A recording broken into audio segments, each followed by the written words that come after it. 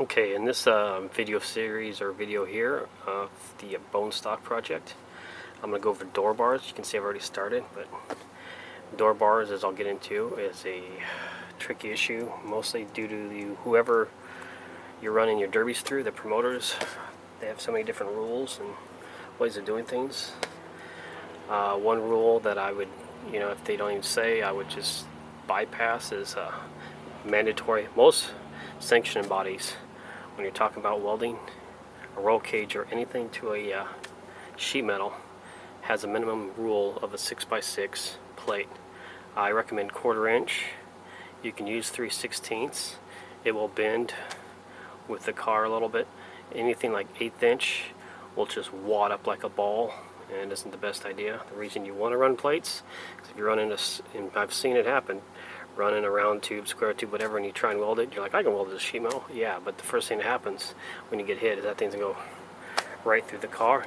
It might go out the other side of the car. I've seen it happen too many times. So always some sort of 6x6 plate when going to sheet metal. There ain't many rules that allow you to go to the frame anyways, but in that case I still sometimes use a plate. Now you can always use a 6x6 plate, so use a 6x whatever wide, because there's even a plate under this thing here. You can kind of see it sticking out there, but yeah. Now this rules on this one kind of really suck in a way. As you can see, I've only got 2 major bars. They even, it was the driver, not the one officials, is bitching that they don't want it going down to the lower part of the frame. They wanted it going to the doors. Well, there's a major issue with that there. That this, even with the plate, and that, even with the plate is hooked to a door, what's going to happen is you can see there ain't much structure there and a huge gap. Well, a whole cage is just going to get pushed over literally 9-10 inches. And I took the seat out for so I won't set on fire again like I've done in the past. But anyways, you can see how much room the whole cage could shift, and the seat is normally almost right up against this. So you imagine if that whole thing shifted over 9-10 inches, it's going to impact you, and you're definitely going to get hurt when this thing hits you. So, that's another thing. Now, I don't care what they say. I won't run the car if they say, well, you can't do that, cut it out or anything. Nope. Just scrap the car instead. I won't care how much money I had in it. And there you go. So it's not actually attached to the frame, and the frame's not even boxed here. But the thing is, it ain't got much room to go before it's going to hit the frame. Yeah, the frame might deflect a little bit, but it's a lot better than it will 100% deflect if it's on that door there. And there's so many ways, like I said, of running your door bars. The rule we're normally allowed to do here, and I'll get down and show you. It's normally, with our rules, we can have one going down. This is the preferred method, one going down, and then like that coming down, so it X crosses each other. And then we can normally have just about anything on the driver's door, and on the modified class you can have just about anything. So what I'll normally do is I'll run it the other way though. When I'm allowed to run a dash bar or across, which you see I'm not allowed to run in this one, I'll run the dash bar across, then I'll run from here down to the bar that would be here. So basically that helps keeping the car from collapsing this way, makes the car a little bit stronger. And then I'll run a bar like this too, but it'll typically be 2 bars, because it'll have to, on this side, because there's not enough room, it'll be notched into the other bars, otherwise it'd be too thick. On the other side I just run them next to each other, but I'll do the same thing, bar up to dash bar, bar coming down. I'm not done here, just in case you're wondering. I decided to take a break, and I haven't done enough videos lately, so I'm trying to catch up on this car. I've just been trying to get it done since I have to fix the trailer too. So the next one I'll be doing, and I probably won't be putting the plate on it because it won't matter. It's going to be a little bit different theory. I'm going to run a bar from here down to this general area, and then off that bar I'll run one to meet there. So at least all this structure, just so a car can't get under here and push any of it under. It won't be attached to the frame down there. It'll just be by the door, and this is just really an extra bar to protect the back of my seat and stuff. But oh, by the way, since this is a very limited class, I'm not allowed to use much. This is 1/4 inch, as you can see right there. 0.250. I wouldn't go any thinner than that when you're limited. When you're limited, thicken up your bars as much as you can go.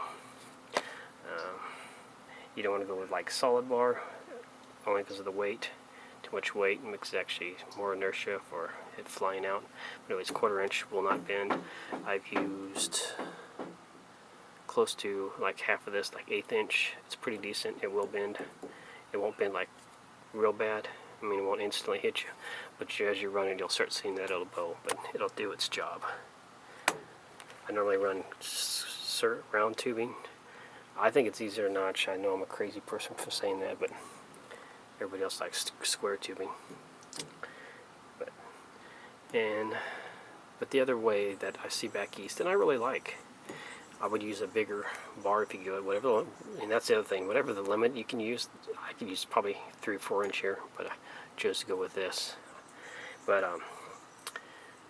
the second way that I see they run back east, I'd run probably 3 or 4 inch square tubing if you could, and this is the neat, coolest system I've seen, and I wanted to do it on this car, but they wouldn't let me, was you run your dash bar across. You could actually almost build this out of the car if you could figure out how to get in. I don't know if they might do it, but I would probably just build it outside the car, or I mean inside the car.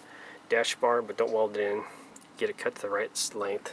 Same thing with the bar back here, but then you put it about midpoint going across. And then you have another bar going from there to the dash bar, and that's why I say don't put any of this in place, because basically all you can do is make a perfect square and weld them, and it'd be so much easier to weld flat in, flat in, flat in, flat in, as opposed to I had to cut an angle here, cut an angle, all these angles, which I'll show you figure that at the end of this video. But anyways, think about it. I mean, you could probably maybe put it in the car after you get all your cuts and finagle it, and then just weld it all together and then hammer it into place. But that would then basically have that, and I think that's awesome. I think that'd be a good way to go. Some people, I'll tell you, they don't do it. That people argue with me right now and say, "Oh, you should do this because it's better. It's safe for you." No, it's stupid. I'm going to say it's stupid, and it's cheating, is what it is. You'll see people that run their dash bar or the door bars really low, and they're like, "Well, bumpers are down here and it's protection." No, they're lying, because what they're doing is they'll be running bars like this down, and they're definitely going to the frames. They'll even hide body mount bolts under it, so they'll have extra body mounts and all this stupid stuff they do to try and keep this part of the frame from collapsing. And you wonder, why would you care about that? It doesn't normally they go back here and here. Well, somebody that does this is plating the frame and pinning their frame, because when they've found out in the past when they get into a heavy hitting contest, their pinned frame, the frame collapses here, which is dangerous, because then the whole front end clip is kind of in. So then they come up with this idea, as opposed to not cheating anymore, they just keep cheating. The other problem with that is once your dash bars are down here, you're definitely going to hit your shins on it. So you can call me an idiot for complaining that that's not safe, but whatever. People believe what they want to believe. Yeah, no. I'll take this one. I can't remove the steering column, but normally the steering column's not there, and the dashboard goes right across it. I cut all that out, as you can see on that car, if I want to go back there and show you that one, but people have seen that one enough, I think. But anyways, that's what I'm doing here. Now, my trick for figuring out angles, I got a long piece of angle iron I never use. I use stuff as a T-square, but I also have a angle finder, and I'll just use this. I'll lay this across here once, say I got that bar in, but that bar, this one here, I kind of guessed. I actually put my really long crowbar in, and I just guessed at that angle, and I guessed at this angle the best I can, because I was in the right spot. But then when I came to this one, what I did, laid that piece of angle iron on the top of here, down to there. Then I just used a angle finder, a little gauge that gives you angles. You can find a bunch of different ones, just find the one you like. And then I set it on there, and with a straight edge, or actually, going down, I figured out what the angle was, and just cut this at that angle, That's what you'll see down here, 155 degrees. That's what that cut was. And barely read it, 67.5 is what that angle was, so I cut it. I like to say I got it right the first time. No, angle I didn't screw up. It's on the piece of pipe somewhere. It says 49 inches. Well, I cut this to 59 inches, so I'm going to say when I put in there, but it's better to cut it at 59 when it should be 49 than cut it to 49 when it should be 59. So like they say, measure once, measure twice, cut once, blah blah blah. I'll do a quick in here on what is up with the seat. This is a two-door car. I came across this by accident. Two-door cars, seats come up so you can get in the back. Well, mine is broke. Sometimes it locks, most time it doesn't. And so you figure, you don't want that happening in a Derby. So it's like, oh, I'll just go down to the junkyard. They're anywhere from 15 bucks to 25 bucks. Give me a nice seat, which I did. And I accidentally got smarter while I was there. First seat I came across is this blue one, which is in pretty nice shape. It's a manual. The other one was electric, because it's a lot easier just to seat if it's manual. Make sure it works good too, so it doesn't go sliding forward on you, which this one does. This one's good. But anyways, so when I grabbed the force door one out, I was like, well, that's fine. But as I'm loading it, realizing it doesn't have a lever to tilt it forward, it's like, well, heck, this is a much better idea. So I suggest if you're running a two-door car and you got the extra money, or you got cars laying around, take the seat out of a four-door and put it in it. Then you don't have to worry about your back coming forward. So I thought about welding it and chaining it or tying the two-door seat, but that just seemed like a accident waiting to happen. So there you go. Basically a tutorial or whatever, how to do door bars, what I do. I guess I'll walk back there and show you Master Blaster, see how mad that car is. But that's a modified Derby car, so.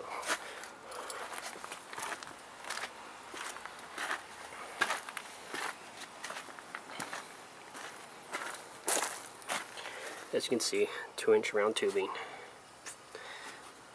X design. 2-inch dash bar. All the steering's cut. Steering column, custom steering columns attached to the dash bar. This one's got bars going down. It's got kickers. The kickers are actually being cut because I went to a lesser show. One bar across, just because I got lazy. Same thing over here. One bar down and across. Same as I showed on that car. It's not attached to the door at the bottom. It is at the top, but it's attached to the bottom by the frame with a plate. Plate over there, even on the dash bars. That bar going down's got a plate. So this is how our rules normally want us to run them in the modified class. So gives you an idea of another way it's done. And it's welded there too. And there you go. See ya.